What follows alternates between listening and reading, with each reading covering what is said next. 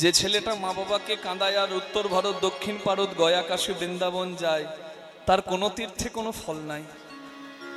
জনক প্রথম গুরু জন্ম যাহা হইতে, মাতা পিতা প্রথম গুরু কহি সবার সাক্ষাতে। প্রথম গুরু মা বাবা, দ্বিতীয়তে দীক্ষাদাতা শিক্ষাদাতা রূপে বৈষ্ণব ব্রাহ্মণ, দ্বিতীয় প্রকার গুরুর নাম করিলাম বর্ণন। দ্বিতীয় গুরু গুরুদেব, দীক্ষাগুরু শিক্ষাগুরু। তৃতীয়তে অন্তর্যামী রূপে ভগবান, তৃতীয় প্রকার গুরুর নাম করিলাম আখ্যান। আচ্ছা, গুরু সঙ্গ করলে, বৈষ্ণব সঙ্গ করলে হয় কি? নারদ গিয়ে একদিন জিজ্ঞাসা করছে ভগবানকে, প্রভু আচ্ছা গুরু সাধুগুরু সঙ্গ করলে কি হয়? বলো ওই গোবর পোকাকে জিজ্ঞাসা করো। নারদ এসে গোবর পোকাকে জিজ্ঞাসা করছে, আচ্ছা গোবর পোকা সাধুগুরু সঙ্গ করলে কি হয়? গোবর পোকা মারা গেল। নারদ সঙ্গে সঙ্গে এসে ভগবানকে বলছেন, প্রভু আমি জিজ্ঞাসা করতে গেলাম, গোবর পোকা তো মরে গেল। বলো ওই দেখো একটা বাছুর জন্মেছে, ওই বাছুরটাকে জিজ্ঞাসা করলো সাধুগুরু সঙ্গ করলে কি হয়। নারদ এসে বাছুরটাকে জিজ্ঞাসা করে, ওরে ওরে ধেনুবৎস, সাধুগুরু সঙ্গ করলে কি হয় বাবা? বাছুরটাও মরে গেল। খুব মন খারাপ হয়ে গেছে নারদের। এসে বলছে, আমার খুব ভুল হয়ে গেছে ঠাকুর, আমার খুব অন্যায় হয়েছে তোমাকে জিজ্ঞাসা করা যে সাধুগুরু সঙ্গ করলে কি হয়। যাকে জিজ্ঞাসা করতে যায় সেই মরে যায়, আর আমি কোথাও যাব না। বলে নারদ, তোমার যাওয়া হয়েছিল, তবে তোমার উদ্দেশ্যটা সফল হয়নি। কি করবে, এইবার শেষ যদি তুমি যেতে পারো সেইখানে গেলেই তোমার সব প্রশ্নের উত্তর পেয়ে যাবে। নারদ বলে, আমার দরকার নাই। গোবর পোকার তিন কুলে কেউ ছিল না, তাই গোবর পোকা মরে গেছে, কিছু আমার দোষ লাগেনি। আর ওই বাছুরটা মরে গেল, ভাগ্যে গরু ছিল না। যদি মা থাকতো আমাকে একবারে শিং দিয়ে বের করে দিত আমার জিজ্ঞাসা করে। আর ওই যে রাজবাড়িতে আপনি দেখাচ্ছেন যে রাজার ঘরে যেতে, রাজার ঘরে আমি কেন যাব? বলে ওই রাজার একটা ছেলে হয়েছে বহুদিন পর, তাকে গিয়ে জিজ্ঞাসা করো। বলে মাথা, আমি যদি জিজ্ঞাসা করি আর রাজপুত্র যদি মারা যায়, ঠ্যাং খোড়া করে দেবে, আমাকে বেঁধে মারবে। বলে ওইখানেই তোমার প্রশ্নের উত্তর। নারদ ভয়ে ভীত হয়ে ধুতিটা আগে থেকেই তুলে, মানে দরজাটার একবার এইদিকে তাকাচ্ছে, একবার ওইদিকে তাকাচ্ছে, একবার পাটা ভেতরে দিয়েছে চৌকাঠের ভেতরে, এক পা বাইরে আছে, এইদিকে আর এইদিকে দেখে নিয়ে জিজ্ঞাসা করছে, আচ্ছা রাজপুত্র সাধুগুরু সঙ্গ করলে কি হয়? যেই পালাতে যাবে রাজপুত্র বলে উঠল, হে নারদ মুনি, আপনাকে বলতে হবে যে সাধুগুরু সঙ্গ করলে কি হয়? আমি আমার কর্মফল ভোগ করতে গোবর পোকা রূপে এসেছিলাম, মধুমক্ষিকা রূপে জন্ম পাইনি, গোবর পোকা রূপে জন্ম পেয়েছি। আপনার মতো সাধুগুরুর সঙ্গ পেয়ে আমি উদ্ধার পেলাম, উত্তম জন্ম পেলাম। আমি এলাম ধেনুবৎস হয়ে, বাছুর হয়ে। আবার আপনি আমাকে গিয়ে কৃপা করলেন, আমি উদ্ধার পেলাম, উদ্ধার পেয়ে নরজন্ম পেলাম। আহার নিদ্রা ভয় মৈথুনম চ সমানে তৎ পশুভের নানা নাম ধর্ম হি এক অধিক বিশেষ ধর্মে ন বিহীন পশুভের সমানা। খাওয়া ঘুমানো, সন্তানের বাবা মা হওয়ার, মৃত্যু ভয় পাওয়া, মানুষও করে পশুও করে, কিন্তু মানুষ শ্রেষ্ঠ কেন? মানুষ ধর্ম আচরণ করে। যদি কেউ ধর্ম আচরণ না করে সে পশুর অধম। আমি উচ্চকুলে জন্ম পেয়েছি, আপনার মতো সাধুগুরু বৈষ্ণবের কৃপায় আমি কীট থেকে পশু হলাম, পশু থেকে মানুষ হলাম। আপনি আমাকে আশীর্বাদ করুন, এই মানব জন্ম যেন আমি সফল করতে পারি। তাই গুরু হচ্ছে ঘটক। ঘটক মানে শুধু বিয়ে দেয় নাকি? এখন আমার বিয়ের ঘটক লাগে না, পকেটে থাকে ঘটক, মোবাইল নাকি? ওই পাশ থেকে কল এলো, হ্যালো, আর হ্যালো শুনে মেয়ে টাকি ছেড়ে গেল, যা, ওই ঘটক নয়। গুরু হচ্ছে ঘটক নাকি, যিনি ভক্ত ভগবানের মিলন করান। মা যোগমায়া ঘটক, যিনি গোপী গোবিন্দের মিলন করান। রাধে রাধে। তাহলে গুরু তিন রকমের, মা বাবা প্রথম গুরু, দীক্ষাদাতা শিক্ষাদাতা দ্বিতীয় গুরু, আর ভগবান হচ্ছেন তৃতীয় গুরু। এই তিন গুরুকে জীব যদি স্মরণ না করে, যদি চরণে মতি না রাখে, তার জন্ম নেওয়া ব্যর্থ। সহজ কথায় উত্তর। রাধে রাধে। আশ্রয় করিয়া ভজে তাহে কৃষ্ণ নাহিত যার, সব জীব মরে ও কারণ। আমি এরকমই একটা জায়গায় কীর্তন করছি জানেন মা, হ্যাঁ আপনারা শুনবেন। এক মা সামনে বসে আমার সারাক্ষণ কেঁদে গেল, আমি থাকতে পারলাম না। আমি যতক্ষণ কীর্তন করলাম ততক্ষণ কাঁদছে। এই আমার এক মাও আছে, এক খেপি মা, এই যে সামনে দেখতে পাচ্ছি, আমি দেখছি কাঁদছে শুধু। এইরকমই এক জায়গায় কীর্তন করছি, এক মা সারাক্ষণ কেঁদে গেল, আমি থাকতে পারলাম না। কীর্তনের শেষে আমি নিজে গিয়ে হাত ধরে বললাম, মা এত কাঁদছিলেন কেন? জায়গাটার নাম হচ্ছে পশ্চিম বর্ধমানের আসানসোলের কাছে দোমানি বাজার। আমি গিয়ে বললাম, এত কাঁদছিলেন কেন, কি হয়েছে? আমাকে বলছে, বাবা কৃষ্ণ দাস, আজ তুমি যার বাড়িতে কীর্তন করতে এসেছো সেটা আমার দিদির বাড়ি। আমি মোবাইলে টিভিতে তোমার কীর্তন শুনেছি, তোমাকে দেখলে আমার ছেলের কথা মনে পড়ে। তাই আমি দিদিকে বলেছিলাম, দিদি তোর বাড়িতে হরিনাম হয়, এই খোকাকে আনবি কেন, আমি একটু কাছ থেকে দেখব। আমি বললাম, ছেলের মতো মনে হয় কেন মা? মনে হয় মানে কি কি হয়েছে? আমাকে বললেন, আজ থেকে 24 বছর আগে আমার 4 বছরের ছেলে জলে ডুবে মারা যায়। আমি জানি না কোন কর্মফল ভোগ করতে আমার খোকা এসেছিল এই যন্ত্রণার দেহ পেয়ে। বাবা, আমি এখনো ঘুমাতে পারি না, আমার হাত পাগুলো থরথর করে কাঁপে, আমার চোখে না চাইতে জল আসে, রাত্রে ঘুম আসে না, আমার শরীর ঠান্ডা হয়ে যায়, আমার বুকে ব্যথা হয়, আর কানে মনে হয় কেউ যেন আমাকে ডাকছে, মা মা আমাকে দেখো, মা আমাকে ধরো। বাবা, আমার বড় সাধ ছিল আমার খোকা বড় হয়ে কীর্তন করবে, তো আমার খোকাকে তো ঠাকুর নিয়ে নিয়েছে। আমার খোকা বেঁচে থাকলে তোমার মতোই হতো। তোমাকে যবে থেকে দেখছি আমার খোকার কথাই মনে পড়ে। আজকে তুমি যখন দাঁড়িয়ে দাঁড়িয়ে কীর্তন করছিলে, আমি দেখছিলাম আমার খোকাই দাঁড়িয়ে কীর্তন করছে, তাই আমার আজকে বড় আনন্দে চোখে জল পড়ছিল। বাবা, সেই মায়ের চোখের জলটা মোছাবার ভাষা আমার ছিল না, তবে আমি মায়ের হাতটা ধরে প্রতিজ্ঞা করেছি, মাগো, গর্বে না ধারণ করলেও যশোদা যদি শ্রেষ্ঠ মায়ের জায়গা পায়, মা আমার আজকে অনুভব তোমাকে মায়ের জায়গায় বসিয়েছে। তুমি নাইবা হলে গর্ভধারিণী, আজ থেকে তুমিও আমার মা। সেই মায়ের সঙ্গে এখনো আমার সম্পর্ক আছে। আমি অনেক জায়গায় বলি এই কথাটা। ওই মায়ের সঙ্গ পেয়ে আমি বুঝতে পেরেছিলাম, আমার মতো একটা নরকের কীট বুঝতে পেরেছিল একটা কথা। কি কথা জানেন? ময়দা বলো রুটি বলো ভাতের সম নয়, মাসি বলো পিসি বলো মায়ের সম নয়, ভাই বলো বন্ধু বলো ভগ্নি কাঁদে 3 দিন, মা জননী কাঁদে মা বাঁচে যতদিন, মা যদি মরেও যায় শ্মশানে হার তাকে পোতা, শ্মশান থেকেও কাঁদে মা বাছা রইলি কোথা, মা জননীর কিবা দুঃখ বলিব কেবনে, জেনেছিলেন মা কৌশল্যা রাম যেদিন গেল বনে।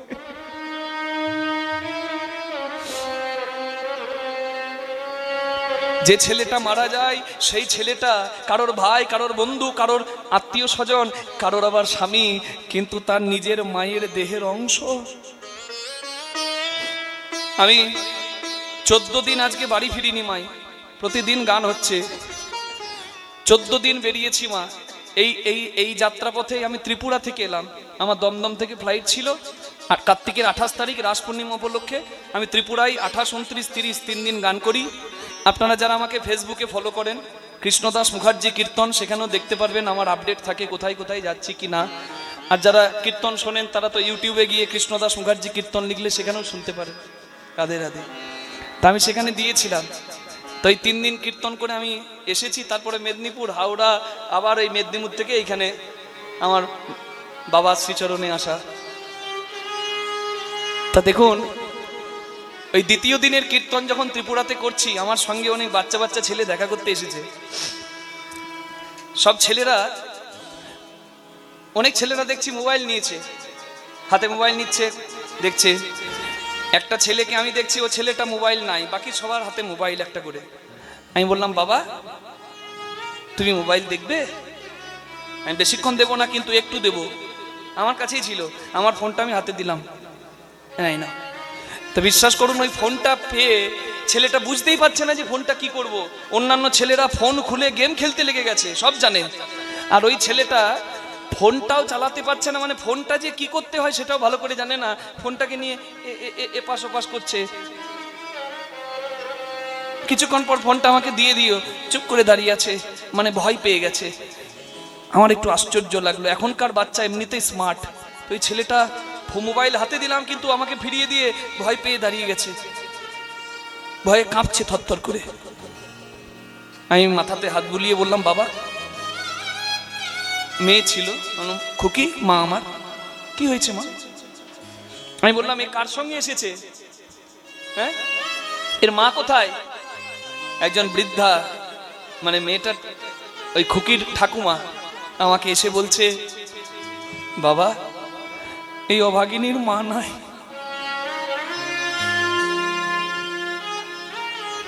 জীবনে স্বাভাবিক ছন্দে সবাই যাচ্ছে, কিন্তু মা নাই বলে মেয়েটা স্বাভাবিক করতে পারছে।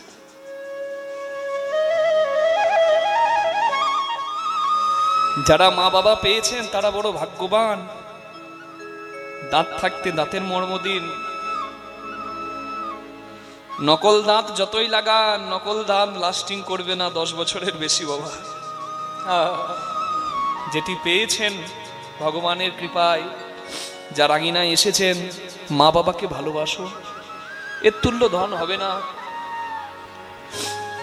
মা বাবা প্রথম গুরু।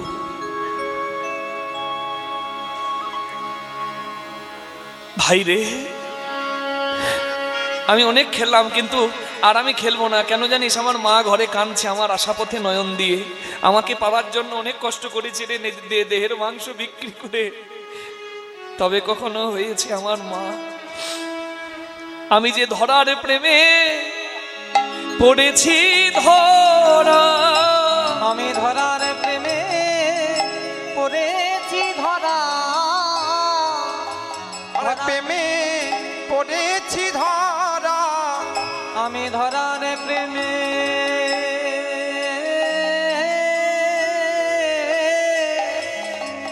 পড়েছি ধরা। যাবে না মায়ে বঞ্চিত করা, ধরার প্রেমে পড়েছি ধরা।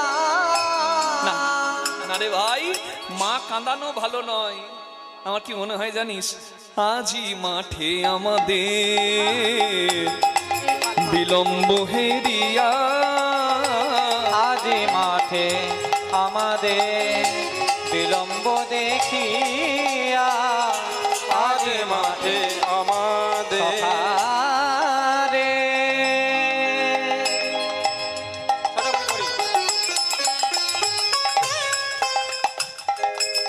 আর গগনে বেলা নাই,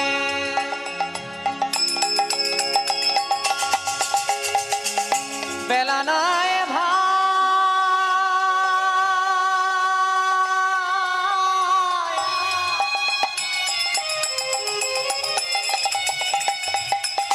এইবার ঘরে যেতে হবে, পানি সারে নিরা পাধামা রে পামা রে সারে নিজরে নিজরে মা পানি নি সা মা মা গা পা মা বাদা বা মা বাদা বা মা বাদা বা মা বাদা বা মা বাদা বা বাদা বা মা বাদা বা বাদা বা মা পা মা পা রে গা রে গা নিজারে নিজারে নিজারে নিজারে মা রে রে মা মা পা মা পা নি পা মা পা নি নি নি নি নি পানি নে বাদা দা পানি নে বাদা দা পানি নে বাদা বাদা গামা পানি দা দা দা দা পানি দা রে নি দা নি পা গামা পানি দা পানি দা গামা পানি দা দা দা পানি দা রে নি দা নি পা তা নি গা নি নি পা মা পা মা পা তা নি নিজারে নিজারে মা পা নি নি সা। আজ গোঠে আমাদের বিলম্ব দেখিয়া, কেন বুঝি কাঁধে মাতা পথ পানে চাইয়া, আর হেন বুঝি কাঁদে মাতা পথ পানে চাইয়া, পথ পানে চাইয়া। বলরাম দাস কহে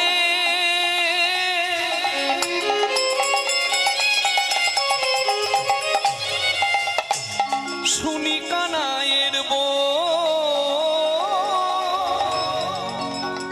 সকল রাখাল মাঝে পরে উত্তর ওই সকল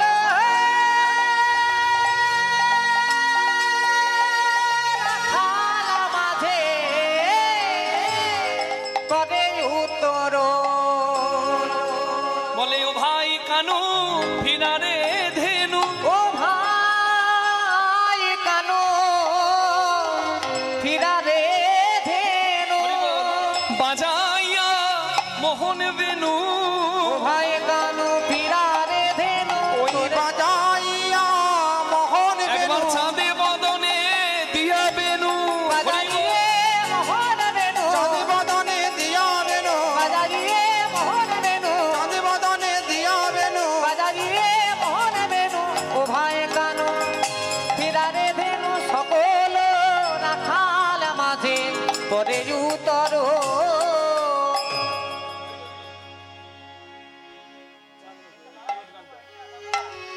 হরি বল। ভগবান ধেনুদের নাম করে ডাকতে লাগলেন, হরি বল। আছে আস্তে মা, হরি বল। কারোর খুব তাড়া নাই তো, তাড়া নেই তো, হরি বল। আসলে এত সুন্দর ভক্ত সঙ্গ পেয়ে আজ আমারও খুব খিদেটা বেড়ে গেছে জানেন তো। যে গান অন্য কোথাও হয় না, আমার মনে হচ্ছে গুরুর কৃপায় যখন শিখেছি সেই গান একটু এখানে গাই, কি মা করা যেতে পারে? দেখুন এর আগে গাইলাম মধ্যম গান, বড় মধ্যম 28 মাত্রার, এরপরে যেটি গাইব 14 মাত্রার গৌরী তিওট, গৌরীর আগে তিওট গান। চাঁদ মুখে বেনু দিয়া সব ধেনুর নাম লইয়া ডাকিতে লাগিলা উচ্চ স্বরে। একটু চেষ্টা করছি মা, একটু কি সুন্দর দেখুন, এটাই তো মহাজনী পদাবলীর মাহাত্ম্য। আর আপনাদের এই উত্তর 24 পরগনার মাটি, হ্যাঁ বিখ্যাত এখানকার কীর্তনিয়াগণ ধন্য হয়ে আছে তারা মহাজনী গানের জন্য। কিছুদিন আগে আমি দক্ষিণ 24 পরগনার একটা অষ্টকালীন আসরে কীর্তন করছিলাম, জায়গাটার নাম হচ্ছে পৈলানের কাছে করিমপুর। সেখানে নিশিকান্ত দাস বাবাজির সঙ্গে আমার দেখা হলো। তো বাবা আমাকে কাছে ডেকে খুব আশীর্বাদ করলেন, বলে বাবা কেমন আছে? আমি বললাম, বাবা খুব ভালো আছে। আমার বাবাও কীর্তনিয়া সন্তোষ মুখার্জি, সে বাবা আমাকে বললেন যে তুমি ঘোষবাবুর বাড়িতে কীর্তনে যাচ্ছে? আমি বলি হ্যাঁ। বলে প্রাণ ভরে গাইবে, দেখবে ভক্ত কত ভালো। আমি তো গান করেছি, তিনিও এসেছেন সম্ভবত এখানে, হ্যাঁ আমাকে খুব আশীর্বাদ করলেন, খুব ভালোবাসা দিলেন। আমি মহাজনী গানগুলো গাইছিলাম ওখানে, বললেন বাবা গাইবে ওখানে। তা আমি একটু গুরুজনের অনুমতি পেয়েছি তো, তা আপনাদের কাছে অনুমতিটা নিয়ে নিলাম। কি সুন্দর দেখুন মাহাত্ম্য, একটু চেষ্টা করছি, জানি না কেমন হবে। রাধে। আরে আরে কি বা, আরে আরে কি বা চাঁদ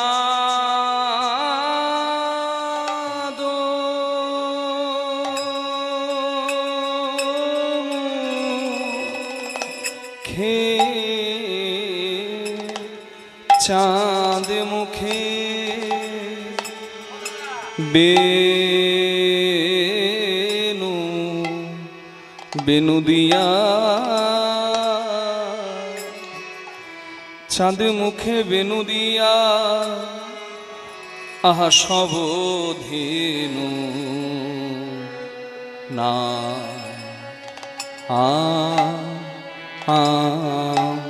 লইয়া। আরে আরে কি বা সখী, আরে কি বা চাঁদ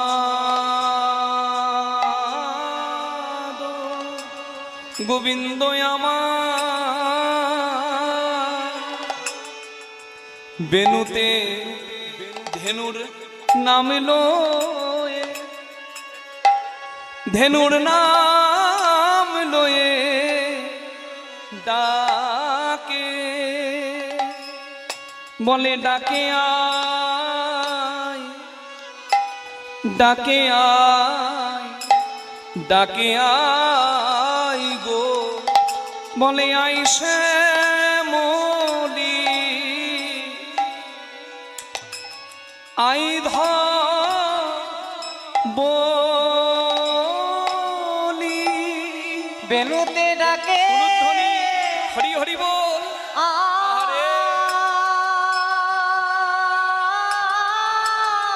এই ডাক শুনে কেউ কি ঘরে থাকতে পারে? ডাকে আইসে আইসে মলি যার আইসে ডাক যেদিন আসে ঊর্ধ্ব মুখে যেতে হয়, আই হাত থাকা দায়। ওলি ডাকে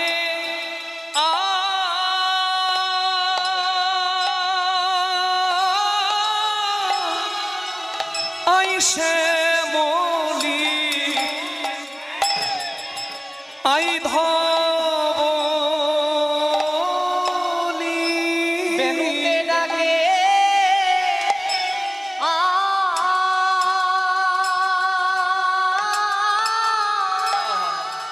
আইসে আইসে মলি আই ধবলি বেনুতে ডাকে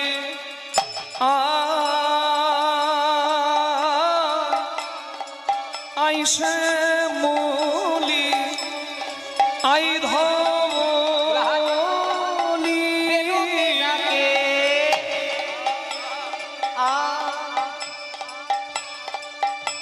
আইসে মলি আই ধব ওলি ডাকে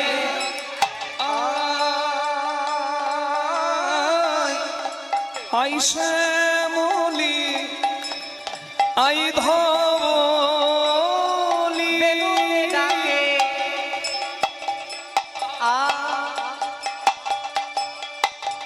আইসে মলি আই ধব ওলি ডাকে আইসে মলি আই ধবলি বেনুকে ডাকে আইসে মলি আই ধব ওলি ডাকে আই শ্যামলি আই ধবলি বেনুতে ডাকে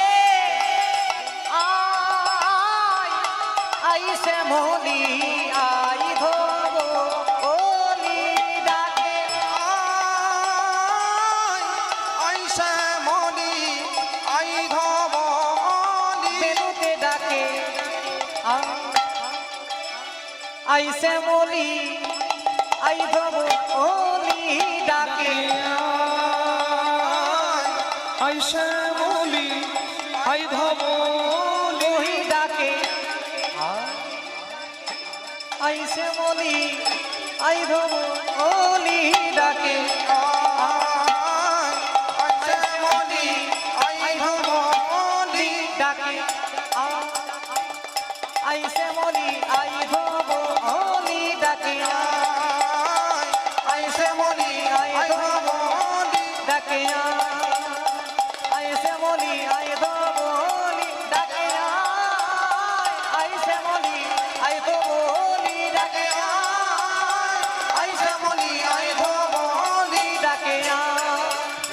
আইসে মলি আই ধব ওলি ডাকে আই শ্যামলি আই ধবলি ডাকে আইসে মলি আই ধব ওলি ডাকে আইসে মলি আই ধব ওলি ডাকে আইসে মলি আই ধব ওলি ডাকে আইসে মলি আই ধব ওলি ডাকে আইসে মলি আই ধব ওলি ডাকে নিতাই গৌর হরি আই বল হরি শ্যামলি আই ধবলি ডাকে আই শ্যামলি আই ধবলি ডাকে আইসে মলি আই ধব ওলি ডাকে আই শ্যামলি আই ধবলি ডাকে আইসে মলি আই ধব ওলি ডাকে আইসে মলি আই ধব ওলি ডাকে আইসে মলি আই ধব ওলি ডাকে আই শ্যামলি আই ধবলি ডাকে আইসে মলি আই ধব ওলি ডাকে আই শ্যামলি আই ধবলি ডাকে আইসে মলি আই ধব ওলি ডাকে আইসে মলি আই ধব ওলি ডাকে আইসে মলি